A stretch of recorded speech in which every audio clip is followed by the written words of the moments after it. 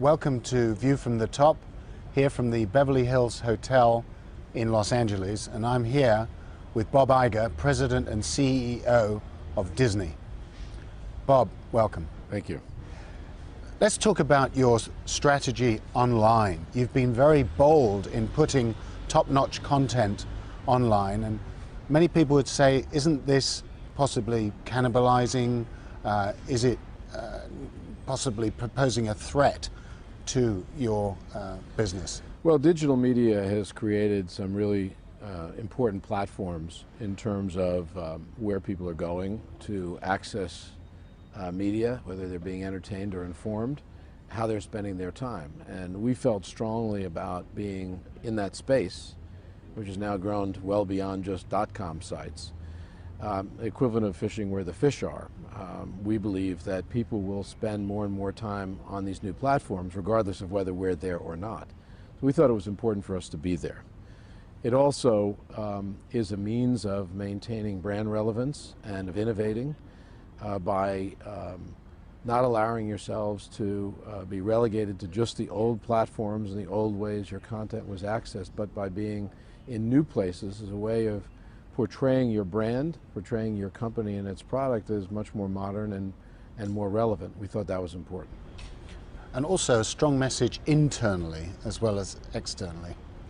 Yes, when you put your product on new platforms, you're in many ways challenging the status quo. A status quo that creates a lot of value, but a status quo is not a strategy as far as we're concerned because the world is changing. The problem when you go into new platforms is that in challenging the status quo is you're viewed as being threatening or creating threats to your current business. And while it's important to be mindful of that, you can't let that overwhelm you from a strategic perspective. You have to be willing to take risks even with your current business. And also potentially causing tensions with your distributors, traditional business partners. We have very good, very valuable relationships with many distributors, big box retailers, television station owners, multi-channel providers in cable and satellite, movie theaters for that matter. Relationships that have created value and will continue to create great value. But we can't allow those relationships to get in the way of the company adapting to a changing world from a consumer perspective. And it's delicate because by going after, I'll call it the future when it comes to the consumer, you're basically creating threats to a lot of the current relationships in the current businesses. But it's still something that I feel companies like ours have to do. And you had an app ready for the iPad on day one. Tell us a little bit about how you think the iPad is going to change consumer habits. We had multiple apps ready to launch on the iPad day one, and we did so for a lot of reasons. One, we believed in the platform. I'll come back to that. Two, it was a means of showing to consumers that we were innovative and willing to take risks. And third is we wanted to be there first because we wanted to learn the quickest from how the consumer would use that platform. And we've been blown away by the success of the platform and by the quality of the experience that it provides. It's pretty interesting to have mobile media that is of that quality, high quality video on a great screen, as a for instance. To be able to use it to listen to music, to play games, to surf the internet, to do email, and to watch television and movies and a variety of other things. It's one of the most multi-purposed consumer electronics product we've ever seen. The other thing that's very interesting about it is that the touchscreen takes the friction out of accessing content.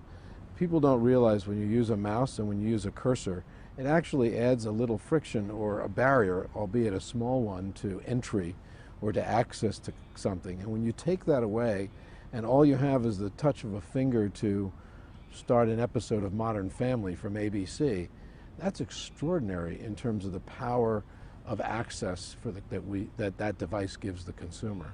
And so because you're dealing with a virtually frictionless environment, the ability to make available product to the consumer is heightened, and it becomes a much more engaging, much more compelling platform than those that we've seen before. Okay, let's talk a bit about social networks now. You've been a pioneer in this area too. Tell us how that's changing your, how the use of social networks is changing your business model. Well, for the first time, almost in the history of the company, outside of our theme park relationship, we have an ability using technology to have a direct relationship with our consumers, to either sell to them, or to market to them, or to learn or hear from them. And social media is a great example of that. It's a platform that enables us to do commerce. It's a platform that enables us to market. It's a platform that enables consumers to actually comment about our product and market that product to their friends. So you have a very powerful recommendation engine that didn't exist a scant few years ago, and being in that space effectively is an important part of our marketing strategy as a company.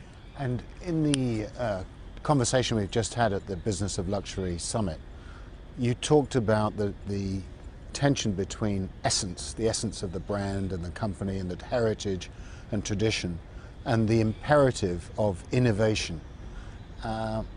You made, as CEO, two big acquisitions, Marvel and Pixar. Tell us how those two acquisitions have helped Disney innovate. Well, there are similarities to both, and there are also some dissimilarities. On the similar side, you had at both places a culture of creativity, and the value that Pixar created and Marvel over time came mostly from great creative ideas and great creators, and the ability to take what was created and, in effect, make more of it. A comic book becomes a movie, which becomes a video game, which becomes a theme park attraction, and so on. In Pixar's case, an animated film that moves across so many different businesses at the Walt Disney Company, as an example. Relationships with characters and stories and worlds that have been created that are of great value to the consumer that is accessing them. Just memorable experiences in both cases. And that's what the Walt Disney Company is all about. It's creating great stories and great characters and great worlds that are evergreen in nature, meaning they live a lifetime and then some, multiple generation. They are universal in their appeal across the world, and they are leverageable across so many different platforms, existing ones and ones that we haven't even seen created yet. And so the essence of Pixar, Marvel, and Disney were very much similar. And that's why you paid big bucks for both. Well, we've been focused a lot on growing the company in that exact way, which is create great experiences, leverage them over time, over territories, and over technology platforms. And we've focused on just that. And we've also been very focused on brand support, brand growth, and brand creation.